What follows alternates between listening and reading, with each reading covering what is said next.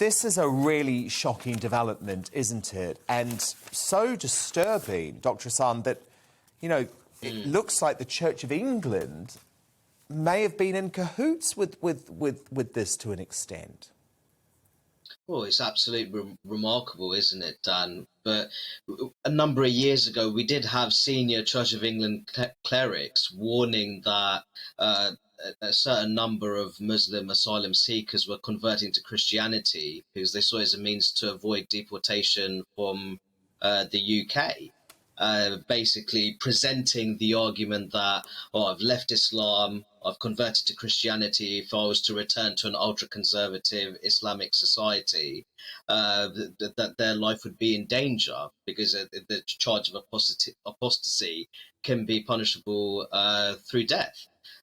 So I think that what that really exposes is how the asylum system in the UK can be exploited and how people can use religious conversion as a means in terms of trying to avoid being removed from the country.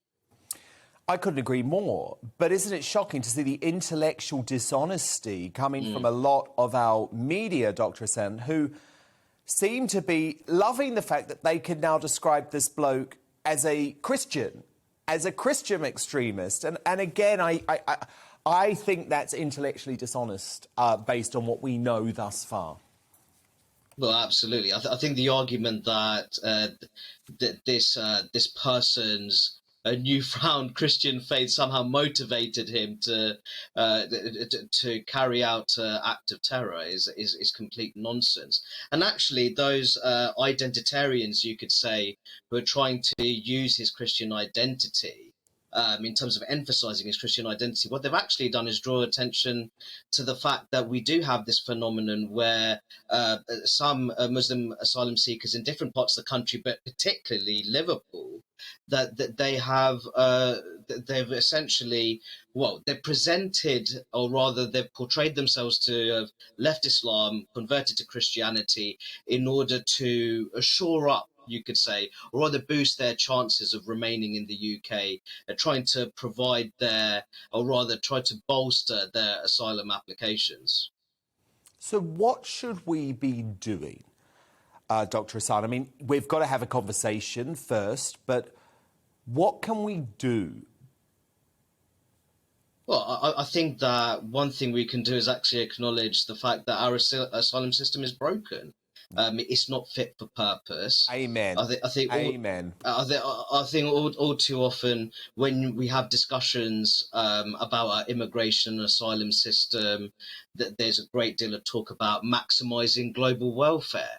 How that it's important for Britain to be generous-spirited. Now, of course, I do think we can take pride in our history of rehoming persecuted people, but that should not be at the expense of British public safety.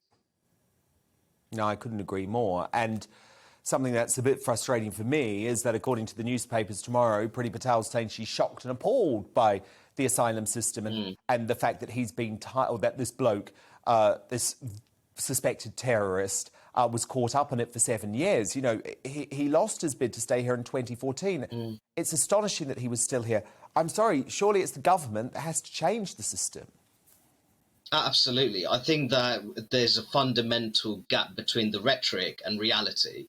And this UK government specialises in blaming international law, blaming other agencies, when in reality it really needs to step up to the plate. There is more that the government can do. I suggested that the government actually sets up an asylum task force, asylum system task force, which actually, what it does, identifies vulnerabilities within our asylum system. It has to have hard-headed discussions or hard-headed examinations in terms of exploring the association between asylum seekers, refugees, and criminality and forms of terror-related activity.